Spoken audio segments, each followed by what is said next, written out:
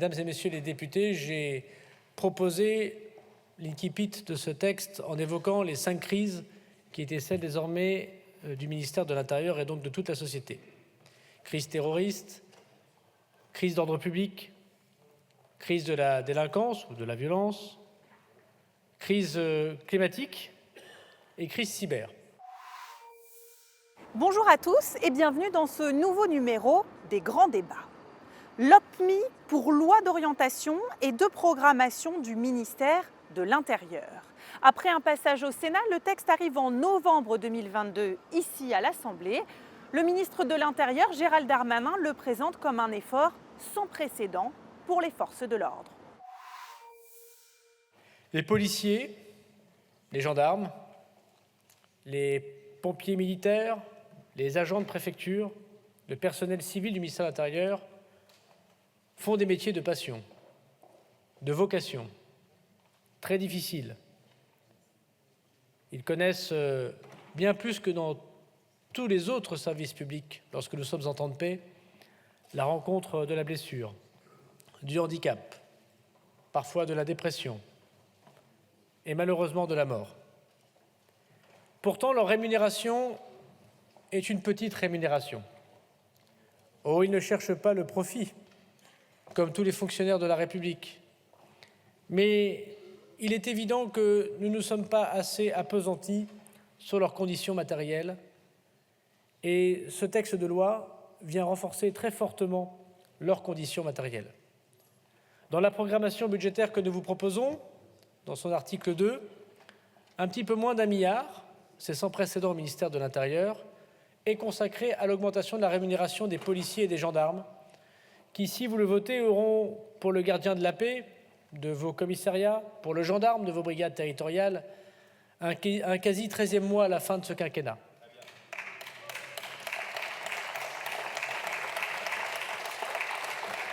La création de 8 500 effectifs supplémentaires est le deuxième grande avancée de ce texte. 52% de création dans la police, 48% de création dans la gendarmerie. Je veux d'ailleurs dire à quel point le texte est à la hauteur de la demande de nos gendarmes, avec la création en France de 200 brigades nouvelles de gendarmerie à partir de l'été prochain. 500 ont été supprimés en 15 ans. Vous serez sans doute ceux qui vont recréer 200 brigades partout sur le territoire.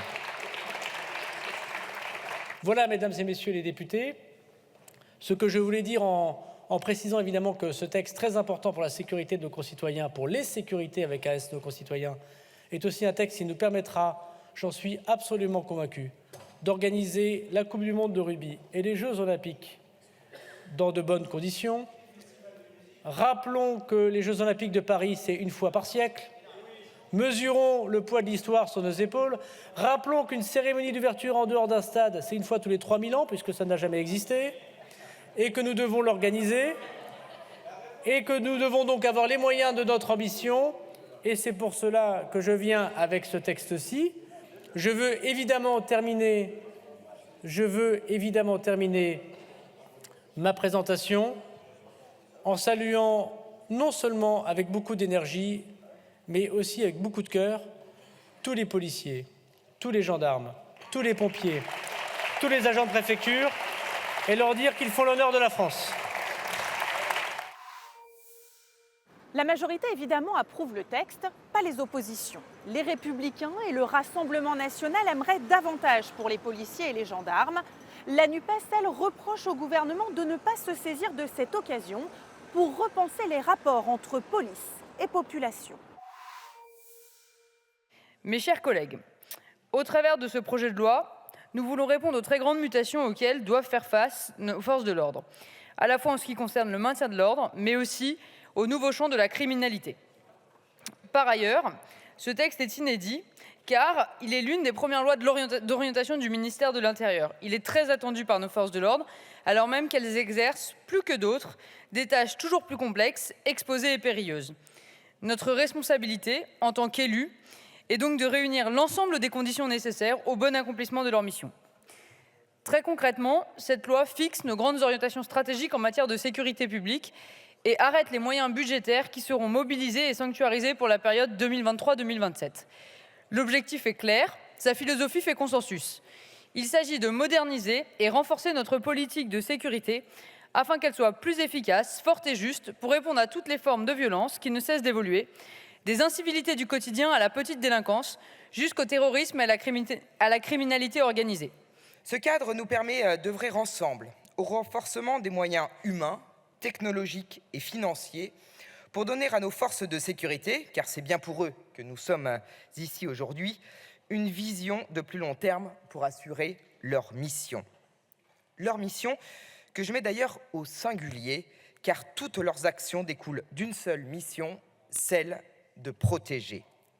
Protéger la République et nos institutions, protéger les citoyens, les entreprises, les biens et les bâtiments, publics et privés, protéger des violences et des incivilités, des trafics, protéger chacune et chacun de ceux qui tenteraient de détruire, piller, incendier, protéger des actes de terrorisme, protéger des atteintes à l'environnement, protéger et donc prévenir par la surveillance et le renseignement, mais aussi par l'éducation, la formation, l'information. Depuis plusieurs années maintenant, nos forces de sécurité, police, gendarmerie, subissent une pression opérationnelle qui ne descend pas. Il y a eu les manifestations des Gilets jaunes, les menaces terroristes et de nouvelles menaces de plus en plus menacent notre territoire et notre monde évolue. Notre monde évolue avec, nous l'avons dit tout à l'heure, de nouvelles attaques, et notamment cyber. Notre monde évolue aussi dans le mode de financement, la crypto-monnaie. Et ce texte-là va amener à répondre à ces nouvelles problématiques. Pour en revenir au contenu de cette LOPMI, nous aurions évidemment souhaité qu'elle aille plus loin sur la question des moyens humains et financiers pour lutter contre la délinquance. Notre pays connaît depuis quelques années une accélération des violences et des atteintes aux biens et aux personnes. Le gouvernement et la majorité présidentielle ont fait preuve d'angélisme et d'un certain déni de réalité depuis 2017. Si vous avez, monsieur le ministre de l'Intérieur, reconnu l'accélération de la délinquance et l'ensauvagement d'une partie de la population, vous avez immédiatement été contredit par le garde des Sceaux, pour qui, je cite, « le sentiment d'insécurité est pire que l'insécurité elle-même » et qui croyait bon d'ajouter que le sentiment d'insécurité est de l'ordre du fantasme. Ce en même temps symbolise d'ailleurs ce qui nous pose problème dans cette LOPMI, où le texte proposé par le gouvernement accorde des moyens supplémentaires à nos forces de l'ordre, mais ne permet pas aux parlementaires d'agir sur la réponse pénale. Le résultat, c'est que nous ne pouvons pas pleinement parler de sécurité dans un texte sur le ministère de l'Intérieur, alors que l'échec en matière de sécurité est intrinsèquement lié à notre réponse pénale qui reste profondément inadaptée. S'agissant de la question des moyens, nous saluons la hausse des crédits de 15 milliards d'euros sur 5 ans et le recrutement de 8 500 forces de l'ordre supplémentaires. Nous serons vigilants sur l'affectation de ces moyens, alors qu'à l'heure actuelle, nous ne disposons d'aucune information sur ce sujet et que l'inflation d'au moins 6% conduit à relativiser ce chiffre. À l'heure où la délinquance explose et s'étend partout sur le territoire français, à l'heure où la criminalité s'accroît de façon toujours plus brutale et toujours plus mortifère, à l'heure où le nombre d'agressions a été multiplié par 7 depuis 1988, à l'heure où la France est le deuxième pays européen avec l'indice de criminalité le plus élevé, juste derrière la Biélorussie, à l'heure où la France Orange Mécanique, ouvrage qui a bientôt 10 ans, paraît de plus en plus connecté à la réalité de l'insécurité aujourd'hui. À l'heure où être français peut suffire à vous faire agresser ou menacer, il faut agir. Jamais depuis ces dernières années, nos libertés, nos modes de vie n'ont autant été attaqués en France, sur notre territoire et dans nos vies quotidiennes. Je veux tout d'abord rendre hommage à nos forces de l'ordre, à nos policiers et à nos gendarmes qui travaillent sans relâche pour protéger nos concitoyens. Ils méritent la reconnaissance de la nation. Alors non, la police ne tue pas, elle nous protège. Les élus du Rassemblement national alertaient depuis longtemps les gouvernements successifs sur l'état sécuritaire de la France. Et vous nous proposez aujourd'hui enfin, monsieur le ministre, une loi de programmation. Dans les faits, il faut le dire, vous ne programmez que les retards pris sur les renforcements que nos forces de l'ordre attendaient. Pire encore, vous rattrapez les milliers de fonctionnaires de police et de gendarmerie qui ont été supprimés sous le mandat de Nicolas Sarkozy. Mais vous faites en fait en 2022 ce qui aurait dû être fait en 2012. Sur les 15 milliards, incontestablement, les 8 milliards qui correspondent à la modernisation de la police, à la numérisation de la police, à la digitalisation, aux véhicules, à la remise en état, dans certains cas, de commissariats ou de casernes, ces 8 milliards étaient absolument indispensables. Bien entendu, ils étaient attendus et ils seront aussi bienvenus auprès des policiers et des gendarmes qui les attendent depuis longtemps. Mais, Monsieur le ministre, j'aurais tendance à dire que l'argent ne suffit pas, ne fait pas le bonheur, en tout cas ne fait pas notre entier bonheur. Bien entendu qu'il y contribue, 8 milliards, il contribue effectivement. Mais il n'y a pas que ça dans ce projet de loi, Monsieur le ministre, Monsieur le rapporteur. Et la sécurité, la question de sécurité et de prévention de la délinquance, c'est la raison pour laquelle j'emploie cette expression à dessein. C'est aussi une question d'organisation, mais aussi de vision. Ce texte, il se caractérise par ce qu'il contient, mais aussi par ce qu'il ne contient pas et par ce qu'il aurait pu contenir. Alors, la question des récépissés de contrôle d'identité, qui reste d'actualité, nous semble-t-il, pour que la police ne prête pas le flanc à la critique. Et puisque nous allons numériser davantage, digitaliser davantage la police nationale, eh bien, il nous semble que les récépissés de contrôle d'identité pourraient parfaitement être intégrés à ces nouvelles technologies digitales de la police. Rien sur les relations police-population. Je pense que nous aurions pu travailler davantage cette question-là. Quelle politique voulons-nous pour le ministère de l'Intérieur? C'est en somme la question que sous-tend ce projet de loi. Une question à laquelle nous apportons évidemment des réponses différentes que vous, mais dans une même volonté républicaine. Si nous partageons l'objectif d'améliorer le lien entre police et population, si nous partageons l'objectif d'améliorer les conditions de travail des agents de police, de la gendarmerie, sans oublier la sécurité civile, nous divergeons en revanche sur la méthode à emprunter pour y parvenir. Vous proposez la quantité, mesurée par le nombre de policiers, le nombre d'amendes forfaitaires émises, le nombre de caméras installées, quand nous proposons la qualité, celle qu'on mesure par la satisfaction des citoyennes et des citoyens face aux services rendus par les forces de sécurité intérieure, mesurée par le bien-être au travail également de tous ces agents. Et ce texte est le reflet de cette divergence de vision. La loi que nous examinons ce soir est une loi certes de programmation, mais aussi d'orientation. Et nous le disons sans détour, selon nous, ces orientations ne permettront ni d'assurer mieux la sûreté de nos concitoyens, ni d'améliorer le lien de confiance avec la population. Elle est finalement à l'image d'une série de lois sur la sécurité qui s'accumulent depuis 20 ans, à raison en moyenne d'une tous les 2 ans, sans beaucoup d'évaluation d'ailleurs. Cette loi de programmation, elle s'inscrit également dans la poursuite de la loi sécurité globale, que nous avions, et nous n'étions pas les seuls, largement contestée. Il y a là aussi une poursuite de la politique du chiffre, une poursuite de la mise en danger de nos libertés fondamentales, poursuite aussi de consignes politiques qui visent à se protéger du peuple, surtout quand il conteste et surtout quand il semble ne pas être né sous la bonne étoile. Vous avez, Monsieur le Ministre, obtenu des crédits très favorables de Bercy. Plus de la moitié des crédits du ministère seront consacrés à la révolution numérique du ministère, vidéosurveillance, caméras piétons, frontières connectées. Notons que cet équipement dit de pointe ne remplacera jamais une présence humaine de proximité et nous en manquons pourtant. Rien n'est dit, rien n'est fait concrètement pour améliorer les rapports police-population. On peut même noter que la seule proposition qui émane de cette partie, c'est un stage d'enfants de 11 ans au sein de la gendarmerie nationale. Nous croyons dans notre groupe que la confiance ne se décrète pas, qu'elle se gagne, que le moteur de la confiance, c'est l'égalité. Les habitantes et habitants des quartiers populaires veulent de la sûreté et ils veulent aussi que le droit à la dignité soit respecté. Nous mobiliserions donc des moyens colossaux, mais pour quelle police? Peut-être est-ce que c'est ça qui devrait être le point de départ de notre réflexion. Nous voulons une police de proximité, au milieu des habitants, apaisante, avec des effectifs dédiés et fidélisés par secteur, voire pourquoi pas logés sur place, comme cela a pu être le cas il n'y a pas si longtemps. Nous voulons l'autre de la BAC, l'exact inverse de cette police de saute-dessus, de flagrant délit uniquement, mais qui ne fait que répondre uniquement aux consignes qui leur sont données. Nous ne confondons pas le marteau et la main, évidemment, qui le manie. Contrôler toujours les mêmes, vider la mer avec les mains. Le métier de nos policiers perd son sens et bien sûr, eux-mêmes en souffrent. Cela ne fait qu'accentuer le malaise. 39 suicides depuis le début de l'année. De ce sujet, le fort malaise policier, il n'en est point question dans le rapport annexé. Bon courage pour les recrutements. Permettons au contraire aux policiers d'apaiser leurs relations avec la population, d'y mettre de la transparence, par exemple avec le numéro d'immatriculation systématique et visible, ou encore le récépissé de contrôle d'identité.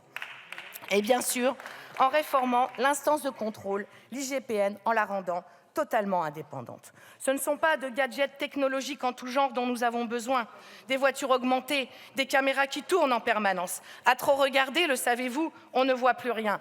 Des caméras infrarouges pour surveiller les frontières. Aucune technologie ne pourra résoudre les causes des migrations que sont la misère et les bouleversements climatiques. Ni d'exosquelettes, ni de plaintes en visio, y compris pour les attentes aux personnes. La police du futur n'est pas cette technopolice, mais c'est une police qui est connectée aux intérêts et aux besoins de la population. Nous pouvons nous interroger.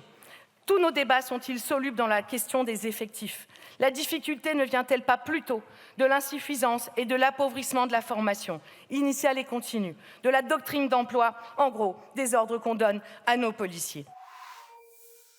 L'article 2, c'est celui qui consacre le budget du ministère de l'Intérieur, 15 milliards d'euros supplémentaires sur les 5 prochaines années. Sur les 15 milliards d'augmentation qui nous sont ici présentés, le budget de votre ministère n'augmente donc finalement que d'1,3 milliard pour 2023 et je vais le préciser, seulement de 880 millions pour l'année 2024 par rapport à l'année 2023, monsieur le ministre. Donc la situation nécessitait des investissements massifs dès la première année, sans compter l'inflation. Car je n'entends pas votre argument en commission concernant l'inflation, qui devrait se situer, je le rappelle, à 4,7% selon la Banque de France sur l'année 2023. Cette inflation, sur les 15 milliards, elle touchera évidemment les constructions des 200 nouvelles gendarmeries, la rénovation des bâtiments actuels, les nouveaux équipements, notamment numériques, d'autant que vous avez parlé tout à l'heure de 7,5 milliards d'euros sur le numérique. Que restera-t-il finalement pour le terrain? Nous sommes beaucoup d'élus de la ruralité et nous avons déjà, pour pas mal d'entre nous, participé à des concertations départementales pour les gendarmeries. Vu les moyens que vous nous proposez pour les premières années, on peut le dire, l'agenda des crédits correspond plus à un agenda présidentiel à l'approche de 2027 qui pourrait vous permettre d'inaugurer nombre de gendarmeries dans la ruralité, qui vous importe peut-être plus qu'un agenda des territoires et de leurs besoins réels. C'est impressionnant, 15 milliards. Hein. Franchement, c'est pas mal. Hein. Il paraît, une fois j'ai dit, je suis sûr, le ministre, il a obtenu les 15 milliards avant de savoir ce qu'il allait en faire. Et en fait, plus on a regardé, plus on a creusé, plus on a posé des questions et plus c'était vrai. C'est quand même extraordinaire. Parce que nous, on s'était dit à un moment donné, on aimerait bien avoir le détail du budget. Alors, à force de persévérance et à l'aide du rapporteur, il faut le dire, on a obtenu un tableau détaillé où vous avez une ligne sur Police Nationale, programme 176, T2 et hors T2. Alors là, et débrouillez-vous avec ça. Hein, voilà. Et en plus, T2, ceux qui ne savent pas, c'est les dépenses de personnel. Vous avez une ligne avec tous les personnels de tout le monde. Donc, vous ne savez pas combien il y aura spécifiquement de CRS en plus. Vous ne savez pas spécifiquement combien il y aura en plus en sécurité publique. Vous ne savez pas combien il y aura spécifiquement en plus sur la police judiciaire. Non, là, vous devez croire le ministre sur parole. Et vous ne savez pas d'ailleurs non plus combien il y aura vraiment d'assistants d'enquête en plus et sur qui on va les prendre. Ou alors même quand il vous explique sur qui on va les prendre, c'est pas extrêmement clair. Moi, je ne vote pas 15 milliards à l'aveugle. Et pire, je ne vote pas 15 milliards pour accomplir la politique de Gérald Darmanin. Moi, je voudrais répondre à M. Guitton et à M. Bernalicis pour qu'on se comprenne bien. D'abord, M. Guitton, j'ai vraiment du mal à comprendre vos calculs, donc on va essayer de se comprendre. Donc quand vous me dites, en première année, vous avez 1,3 milliard et en deuxième, vous avez 800 millions, non, monsieur le député, il faut rajouter ce que vous avez dit en DG, et vous l'avez répété, cette erreur, j'ai cru que c'était juste pour le besoin de la cause, mais en fait, j'ai compris que persévérer diabolicum, vous l'avez manifestement pas compris, c'est 1,2 milliard plus les 800 millions. Donc on est bien à mes 3 milliards de mes 2 premières années de mandat en socle. Donc arrêtez de dire en deuxième année il y a que 800 millions, c'est pas vrai, vous le savez très bien, il faut rajouter le socle budgétaire précédemment. Deuxièmement, je vous ai expliqué, monsieur le député, que le budget du ministère de l'Intérieur, en imaginant que la Banque de France a raison et que toute l'année 2023 ce soit 4,7% d'inflation, n'est pas un budget de matériel et d'immobilier en masse. C'est un budget de T2, c'est un budget de personnel. D'ailleurs, c'est tellement vrai que sur les 3 milliards à peu près des 2 premières années, en imaginant qu'on est 4,7% sur les 2 années, donc je vais beaucoup plus loin que vous, on est à 120 millions d'inflation. Pourquoi? Parce que le personnel ne connaît pas cette inflation, monsieur le député. L'inflation, c'est sur le matériel, la construction par exemple. Voilà. Donc, non, mais le point d'indice, c'est déjà compris dans notre programmation budgétaire. Donc, ne me racontez pas des histoires. Pour monsieur Bernalicis.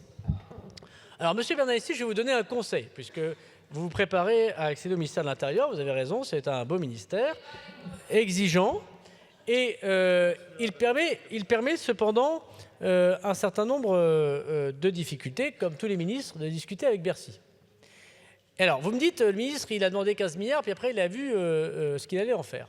Bon, évidemment, c'est extrêmement caricatural, mais petit conseil, si vous allez à Bercy quand vous serez ministre de l'Intérieur, même avec l'argent public qui coulera à flot, la France ne sera pas attaquée par les marchés financiers, évidemment, tout se passera bien. Si vous demandez exactement le montant de ce que vous avez besoin à Bercy, vous allez repartir avec moins. Pour avoir été 3 ans ministre des Comptes publics, je peux vous expliquer comment ça fonctionne. Donc, si vous me le permettez, demandez beaucoup et vous aurez... Demandez beaucoup... Oh, vous savez, les braconniers sont les meilleurs gardes-chasse, monsieur Bernalicis. Donc, demandez beaucoup et vous aurez sans doute moins que ce que vous demandez. On est bien d'accord? Non. Moi, je veux bien faire le jeu parlementaire, monsieur Bernalicis, mais il faut qu'on puisse discuter ensemble.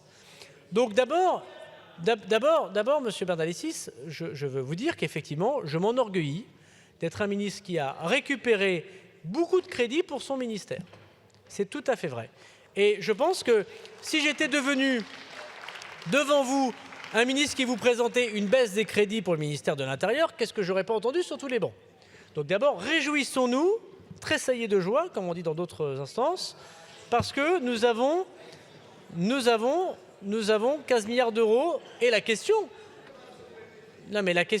c'est qu'est-ce qu'on en fait? Un des objectifs de cette LOPMI, c'est la révolution numérique au ministère de l'Intérieur et notamment la lutte contre la cybercriminalité. Pour quantifier et prévenir le phénomène, le texte prévoit qu'un dépôt de plainte sera nécessaire pour faire jouer son assurance. Madame la Présidente, Monsieur le Ministre, dans cet article, vous souhaitez inciter à la déclaration rapide des cyberattaques, ce qui permettra éventuellement aux assureurs de pouvoir se projeter et à l'État d'obtenir des données sur l'ampleur du phénomène. L'objectif d'obtenir des chiffres est louable, mais le moyen est pour le moins curieux, puisque vous laissez la possibilité aux assurances de rembourser les rançons exigées par les hackers. Or, comme l'explique très bien Guillaume Poupart, président de l'ANSSI, il ne faut pas payer les rançons des cyberattaques. Plus on paie des rançons, plus on injecte de l'argent dans un système frauduleux de criminalité organisée, plus le risque de cyberattaque augmente et plus les TPE-PME sont exposés. C'est un cercle vicieux.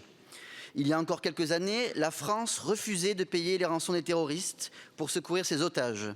Payer, c'était inévitablement financer leur entreprise. La même vision doit nous guider concernant le cyber.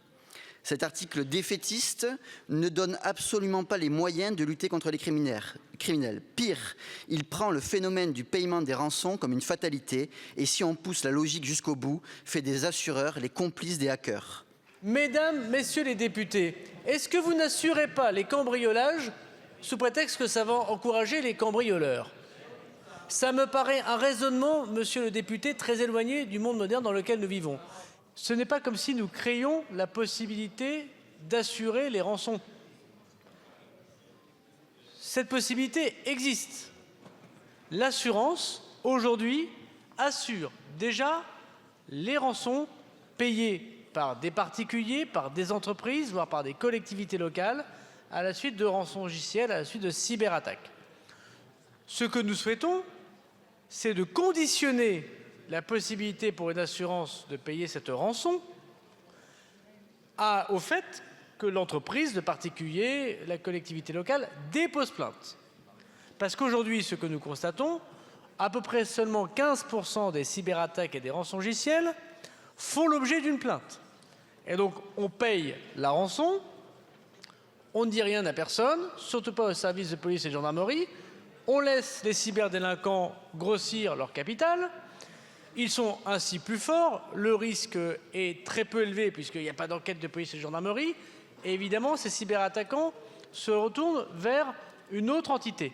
C'est justement l'absence de cet article 4 qui fait pulluler les cyberattaques. Le but poursuivi par cet article, il est intéressant.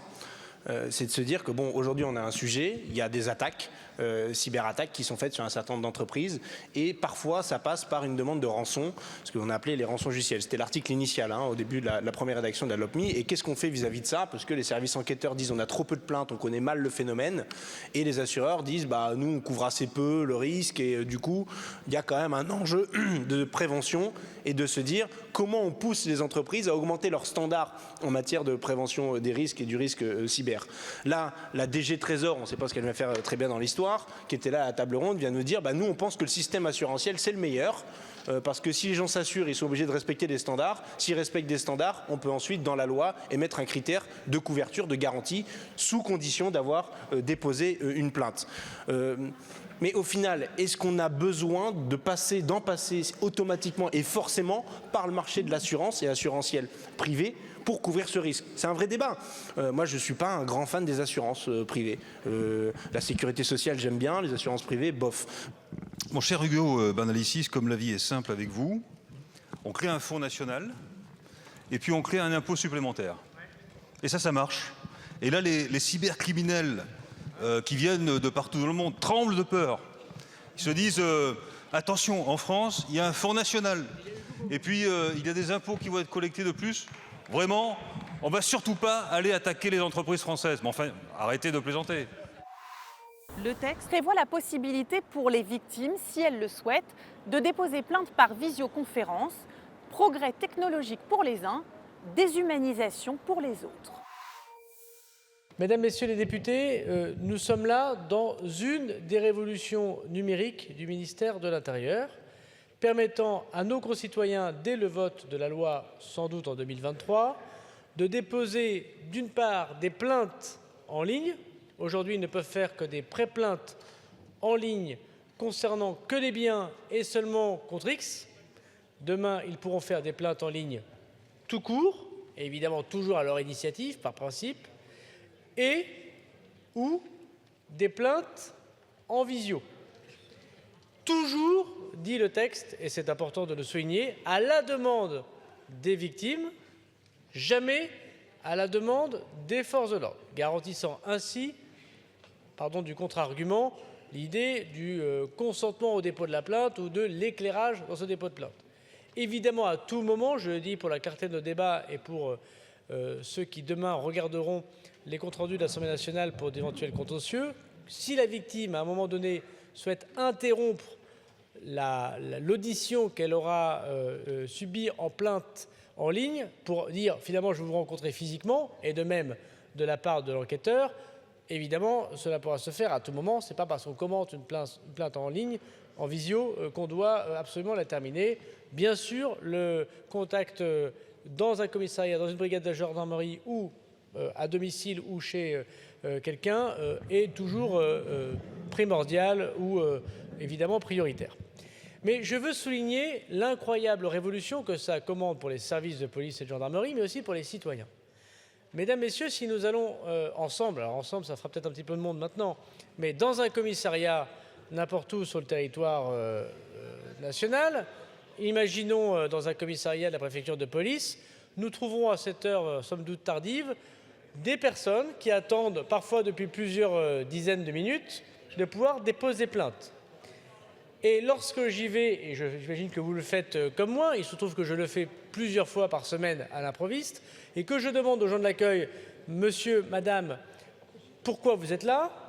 En général, les gens qui attendent, pour ne pas dire dans l'immense majorité des gens qui attendent, c'est on m'a volé un rétroviseur, on m'a cassé le véhicule de ma voiture de société, on m'a volé mon téléphone portable, et il se trouve que mon assureur ou mon employeur doit me rembourser, m'accompagner, me dédommager, mais il exige que je dépose plainte. Tiens, ça me rappelle quelque chose. Il souhaite que je dépose plainte. Et du coup, comme ma plainte n'est pas très prioritaire, puisque sont passées avant moi dans les services de police, quand les choses sont bien faites, des personnes qui sont victimes physiquement, et que la priorité qui est donnée, c'est d'abord l'accueil physique des personnes qui ont subi des violences physiques et que les atteintes aux biens passent après. Les atteintes aux biens sont moins graves que les atteintes physiques, ces personnes attendent des dizaines de minutes, parfois plus longtemps, avant de déposer plainte. Parfois, ils prennent, ces Français ou ces étrangers qui veulent déposer plainte, une demi-journée de congé, mesdames, messieurs, pour pouvoir déposer plainte pour des faits qui sont somme toute véniels. Non mais, on peut s'opposer surtout à tout moment, mais je pense que s'opposer au pragmatisme a ses limites politiques. En étudiant cet article 6, nous ne pensions pas y découvrir autant d'atteintes aux droits des victimes et des plaignants. Eh oui. En effet, cet article 6 prévoit un système de dépôt de plainte en ligne assorti d'un dispositif de déposition auprès de la PJ par visioconférence. Outre le fait que ces modes de recueil de plainte ne permettent pas aux fonctionnaires de police, en espérant que la gestion de ce dispositif ne soit pas à terme confiée à des sociétés privées, de s'assurer de l'identité du plaignant ou de la plaignante. Cette absence de vision et d'appréhension du contexte d'enregistrement numérique empêche le contrôle du libre consentement de la victime et donc de la sincérité des témoignages.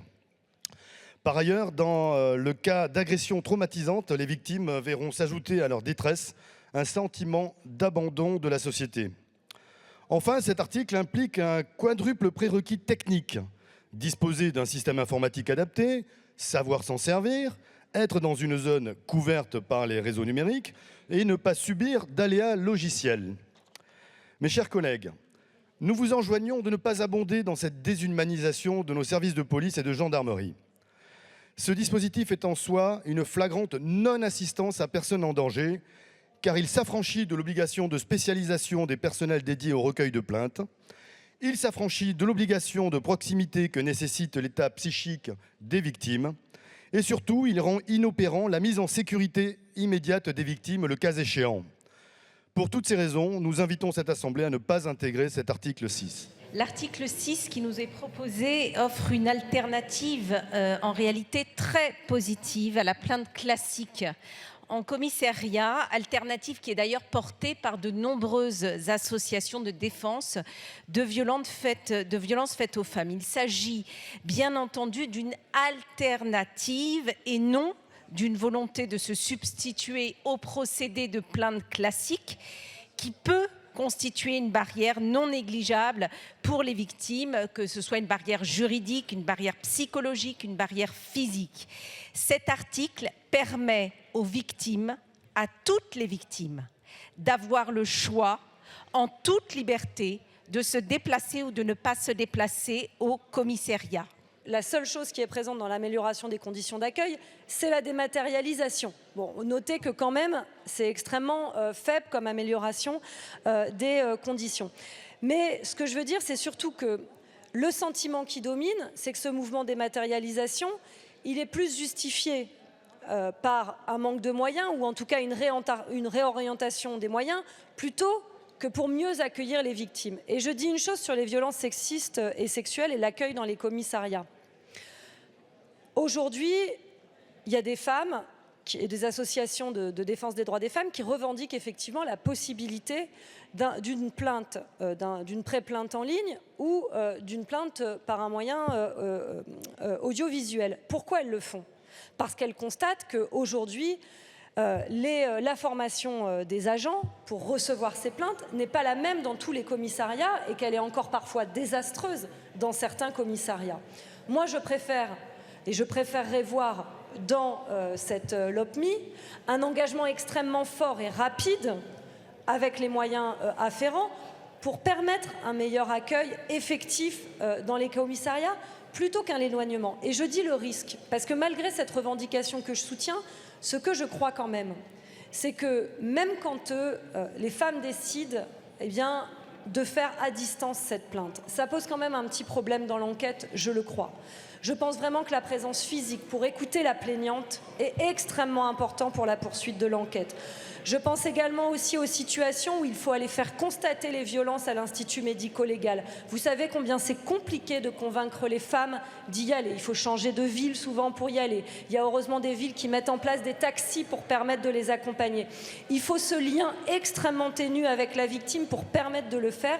Et je crains que la distance ne permette pas ça aujourd'hui, même si je sais que par manque de formation dans les commissariats, c'est une demande qui existe. Dans cette LOPMI, loi d'orientation et de programmation du ministère de l'Intérieur, le gouvernement souhaite étendre le recours aux AFD, les amendes forfaitaires délictuelles. Elles permettent aux policiers de sanctionner un délit par une amende. Sont-elles justes et efficaces? Le débat se poursuit dans l'hémicycle.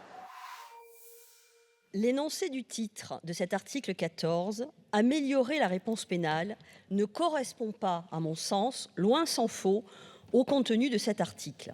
En effet, en quoi une généralisation, parce qu'il s'agit bien de cela, de la généralisation à tout va de l'amende forfaitaire délictuelle, y compris pour des délits d'importance moyenne sur l'échelle pénale, y compris en cas de récidive, pourrait améliorer la réponse pénale? Peut-on sérieusement parler d'amélioration de la réponse pénale alors que le taux actuel de recouvrement des amendes forfaitaires délictuelles est à peine de 1/3? Où est l'amélioration? Peut-on sérieusement parler de la réponse pénale, d'amélioration de la réponse pénale, lorsque des délits qui sont actuellement passibles d'une peine d'emprisonnement de 2 ans et de 30 000 € d'amende seraient, si l'article 14 était adopté, passibles d'une peine d'amende de 200 €? Où est l'amélioration? Là encore, plus exactement, pour qui est cette amélioration? Certainement pas pour la victime. Je pense que là, mais le groupe Rassemblement National, c'est très intéressant qu'il vote contre l'article 14. Si je peux me permettre, je m'en réjouis d'avance. Voilà une belle politique plébiscitée par nos policiers et par nos gendarmes. Il faut vraiment très peu les rencontrer pour s'apercevoir que c'est justement eux qui la demandent en premier, qui demandent leur généralisation. Ce sont les policiers et les gendarmes. Parce que, Madame la députée, dans le monde réel des élus locaux, je ne sais pas si vous avez été maire, mais si vous aviez été maire, vous auriez su qu'il y a tout un tas de délits qui existent dans notre code, et comme je ne suis pas ministre de la Justice, nous ne sommes pas là pour en supprimer, pour en rajouter plus que de besoin. Notre travail à nous, si j'ose dire, au ministère de l'Intérieur, c'est d'appliquer le code pénal tel qu'il est imaginé. Et il y a tout un tas de délits qui existent dans notre droit et qui ne donneraient lieu à aucune réponse pénale. Ou alors, au mieux, un rappel à la loi que nous avons d'ailleurs nous-mêmes supprimé. Qui mettait en garde à vue et qui présentait devant le procureur pour qu'il y ait une condamnation quelqu'un qui fumait du cannabis sur la voie publique? Personne. En aucun cas, ce n'était pas le cas. Et donc, ce qu'il faut, c'est faire du Beccaria. Que disait Beccaria? L'important, ce n'est pas la lourdeur de la peine, mais sa certitude. Ça ne sert à rien en termes de réponse pour la société. Ça ne sert à rien en termes de réponse pour la société de convoquer en COPJ dans 1 an et demi quelqu'un qui aurait consommé du cannabis, après avoir passé une journée et demie en garde à vue en imaginant qu'il l'ait passé, ce qui évidemment n'arrivait quasiment jamais, et en disant dans 1 an et demi, vous aurez un rappel à la loi. Ça, pour le coup, c'est totalement délirant, et c'est, je crois, le contraire de ce que vous dénoncez dans vos discours. Mais j'ai bien compris que vous ne souhaitiez pas simplifier la vie des policiers, on aura l'occasion d'en reparler. C'est un fait premier. C'est un fait premier. Bon, ce régime des amendes forfaitaires délictuelles, vous le savez, nous y sommes opposés. D'abord parce qu'il n'y a pas de présomption d'innocence, encore une fois, avec ces amendes forfaitaires délictuelles. Un policier se transforme en juge et dresse une amende à la place d'un procès. On n'a pas le droit à être défendu, on n'a pas le droit à avoir un avocat. Et quand vous nous dites, Monsieur Darmanin, que l'amende peut être contestée, très bien, je vous invite à être un jeune d'un quartier populaire, à essayer de contester une amende devant un policier. Vous verrez comment ça va se passer. Ça va mal se passer, en l'occurrence. Il n'y a pas d'individualisation de la peine non plus, puisqu'il n'y a pas de jugement, donc il n'y a pas de circonstances atténuantes ou aggravantes, et donc pas de possibilité non plus d'être acquitté. Ces amendes, on l'a dit, sont discriminatoires. Elles frappent d'abord, et ce sont des statistiques, et c'est la défenseur des droits qui le dit, elles frappent d'abord les jeunes des quartiers populaires, et en particulier les jeunes racisés. Elles sont par ailleurs inefficaces. Inefficaces parce qu'elles ne permettent pas de faire diminuer le nombre de délits, et c'était initialement l'objectif que vous fixiez à ces amendes. Elles sont inefficaces aussi parce qu'elles ne disent rien des victimes non plus. Qui peuvent être touchés par ces amendes qui peuvent être touchés par les délits visés par ces amendes forfaitaires délictuelles.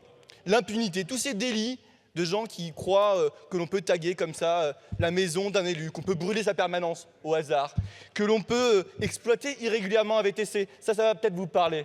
Eh bien, tous ces délits qui aujourd'hui sont impunis ne le sont plus.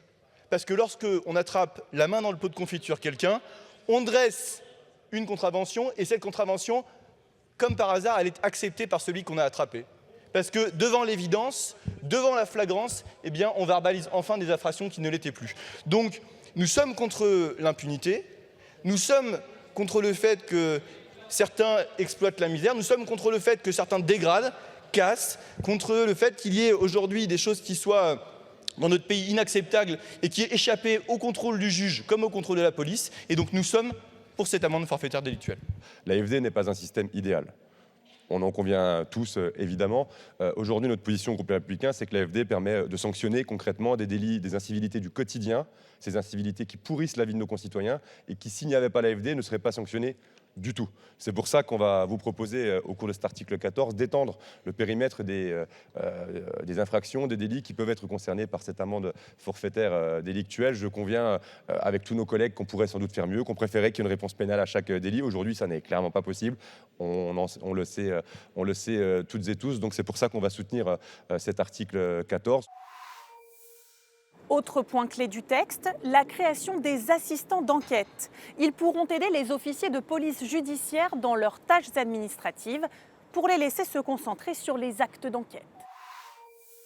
L'une des révolutions de ce texte, c'est effectivement la création de ces assistants d'enquête qui, agissant comme des greffiers de police ou de gendarmerie, vont détacher des tâches administratives, mais aussi, monsieur le député, de formalisme de l'enquête, qui vont permettre aux enquêteurs justement de se concentrer sur évidemment leurs tâches d'enquêteurs, ainsi libérant la lourdeur de la procédure.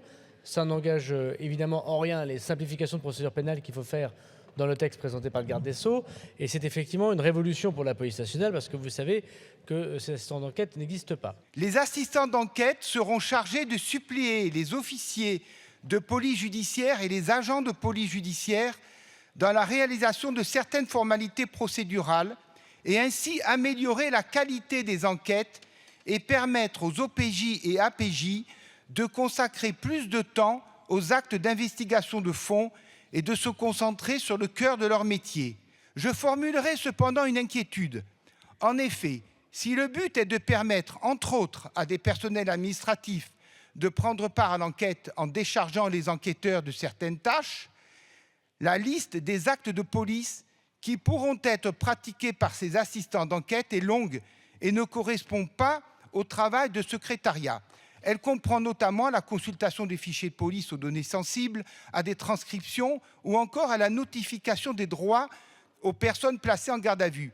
J'espère donc que la formation initiale délivrée sera à la hauteur des enjeux afin d'éviter les recours.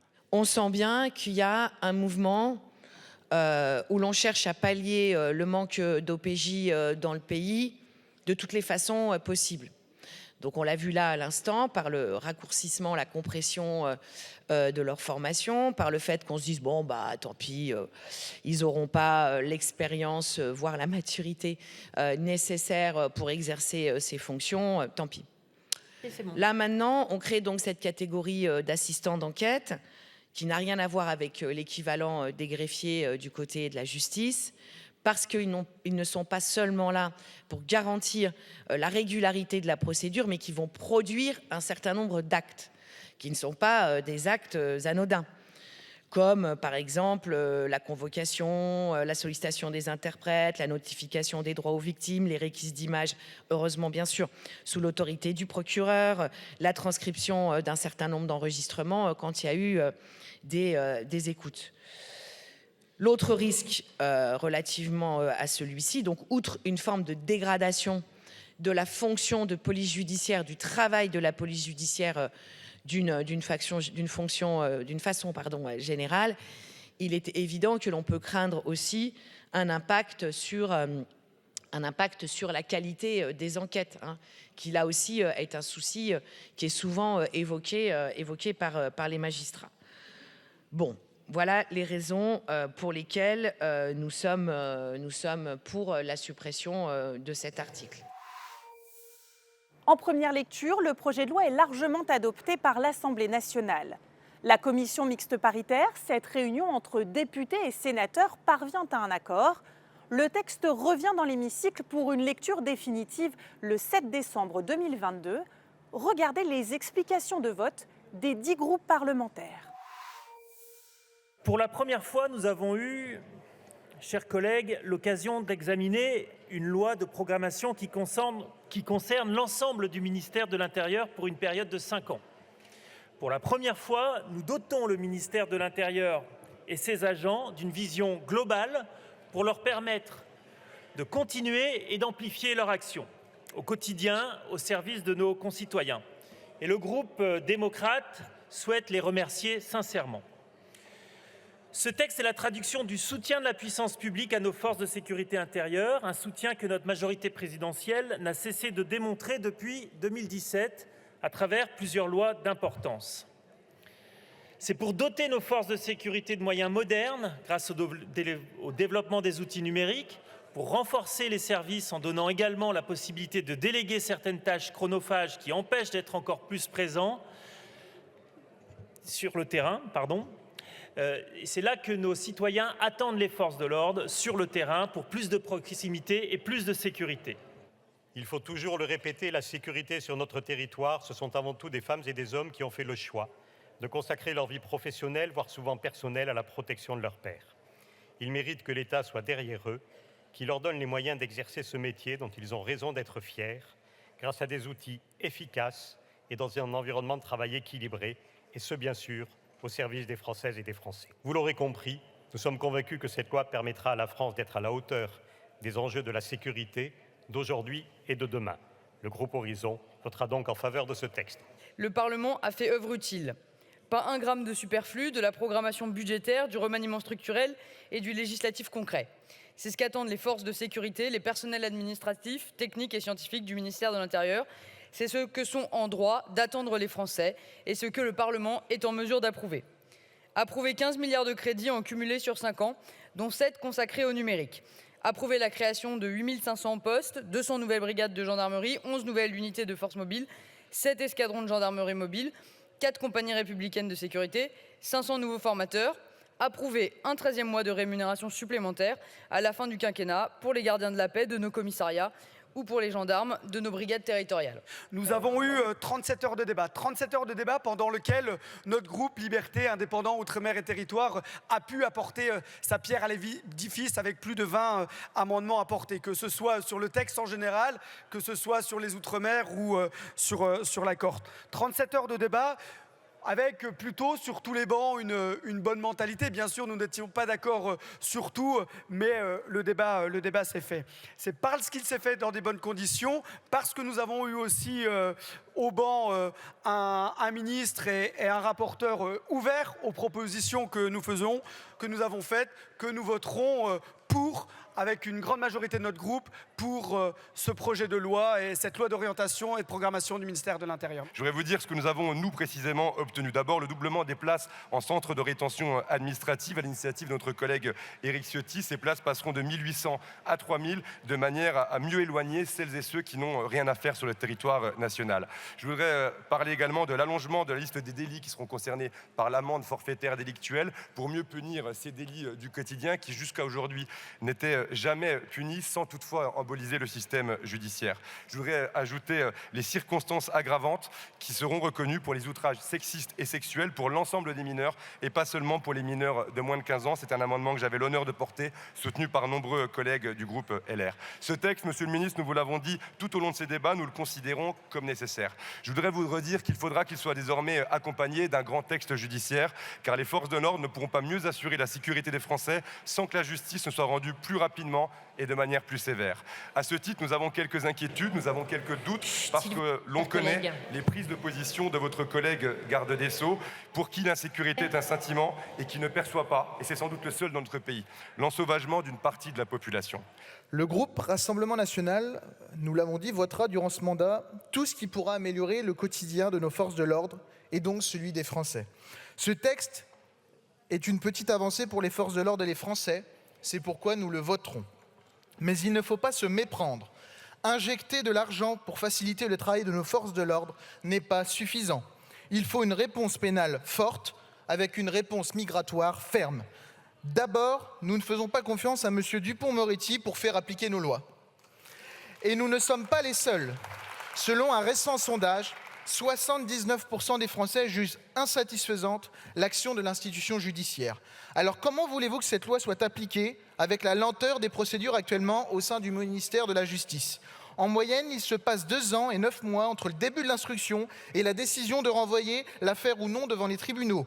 Combien de victimes sont en attente du procès de leur bourreau? Comment voulez-vous également que cette loi soit appliquée lorsque les peines prononcées ne sont elles-mêmes pas réellement appliquées?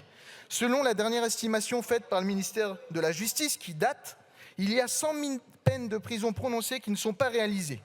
Ensuite, avec votre volonté politique, vos réponses pour lutter contre l'immigration, nous les connaissons, ne sont que paroles ou laxisme généralisé. J'ai envie de dire à propos de ce texte, tout ça pour ça finalement. Et je partage les craintes qui ont été exprimées par mon collègue Léaumont tout à l'heure. Les AFD qui concernent les intrusions dans les établissements scolaires, les blocages de la circulation, qui ne voit quand même, que vous le vouliez ou non, Monsieur le Ministre, que vous le vouliez ou non, qui ne voit quand même la possibilité, à partir de ces AFD, désormais, de tuer dans l'œuf toute mobilisation sociale. Cette possibilité existera désormais à partir de ces AFD. Qui ne voit que désormais, eh bien, il n'y a plus besoin d'ancienneté pour devenir officier de police judiciaire. Qui ne voit qu'aujourd'hui, nous avions évoqué ceci, ça n'est plus dans le texte, la possibilité de porter plainte hors les murs des commissariats pour les victimes, et notamment les victimes de violences conjugales. Disparaît aussi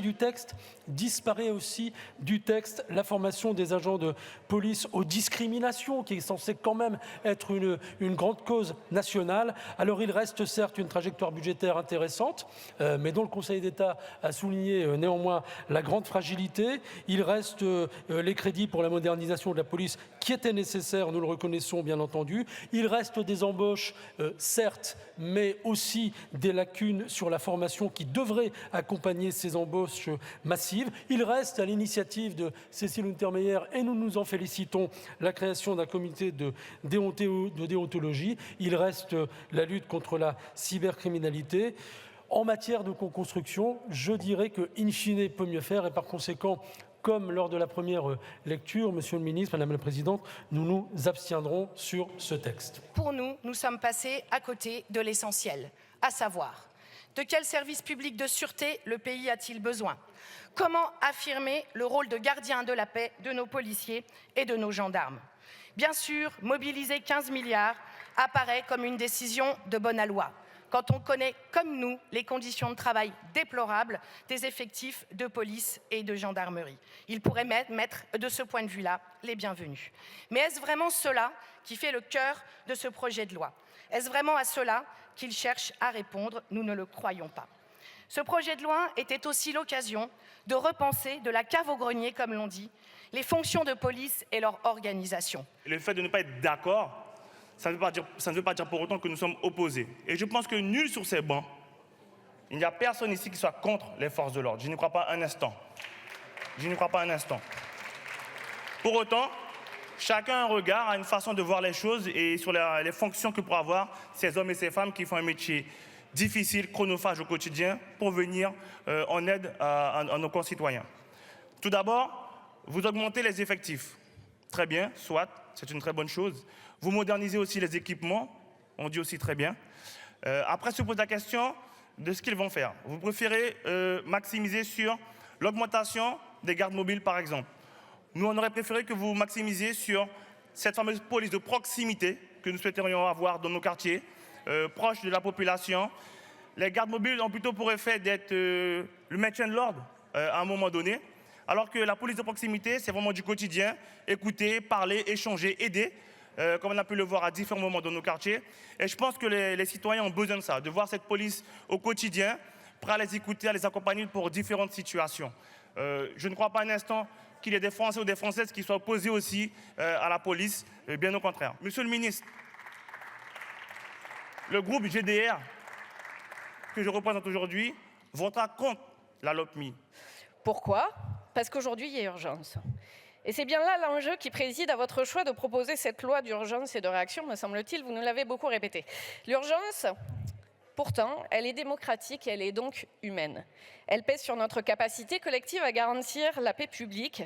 Elle pèse sur le nombre de morts, qu'ils soient dans la police ou dans la population.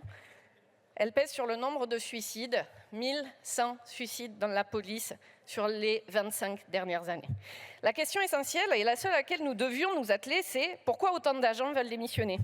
Pourquoi autant sont en arrêt longue durée? Pourquoi certains finissent par se rebeller? Pourquoi certains dérapent dans la violence, avec son lot de victimes, extérieures dans la population et internes, dans les forces de police et dans leurs familles? Parce que ce mal, c'est un danger pour les personnes, pour les agents, mais pour toute la population et pour toute notre République. Monsieur X, policier depuis une vingtaine d'années, me disait il y a quelques jours, je cite, « Ça fait 20 ans, et pourtant je suis encore heureux et fier d'être flic, comme on dit. Même si c'est parfois difficile. Parce que vous savez, on y laisse notre vie, au propre et au figuré. On y laisse aussi de nous, de notre innocence et surtout de notre humanité. Il n'y a pas d'amour tout court, Monsieur le ministre. C'est pour ça que, parce que nous savons aimer, à la NUPES, chez les écologistes, nous voterons contre ce texte. Voici le résultat du scrutin. Votant 495, exprimé 467, majorité 234, pour 365, contre 102. L'Assemblée nationale a adopté. Voilà pour les temps forts de cette LOPMI, loi d'orientation et de programmation du ministère de l'Intérieur. C'est la fin de ce nouvel épisode des grands débats. À très vite sur LCP.